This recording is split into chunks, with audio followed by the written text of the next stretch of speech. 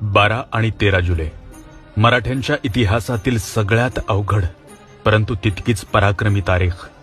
सिद्धीचा पन्हाळ्याला वेढा पडला. महाराज अडकले. बाहेर पडण्याचे सगळे मार्ग बंद झाले. योजना तयार झाली. महाराज बाहेर पडले. पण यात हुबेहूब महाराज दिसणारा शिवा काशीत पडला. तरीही मराठे विशाळगडाकडे कूच करत राहिले.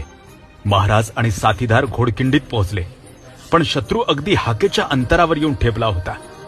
आता पर्याय एकच होता, त्या 10,000 गनिमांशी झुंज देणे. आणि दिली. झुंज दिली. बाजींच्या सांगण्यावरून महाराज निघाले. पण याच खिंडीत अवघे 300 ते 600 मावळे लढले. रक्ताच्या शेवटच्या थेंबापर्यंत लढले. या सगळ्यांचं नेतृत्व करत होते वीर बाजीप्रभू देशपांडे. बाजींची तलवार वाऱ्यासारखी फिरत होती. बाजींचे कान विशाळगडाकडे लागले होते. आवाज झाला. महाराज सुखरूप गडावर पोहोचले. पण बाजी पडले. अनेक मावळ्यांच्या रक्ताने नाहून निघालेली घोडखिंड अखेर पावन खिंड झाली.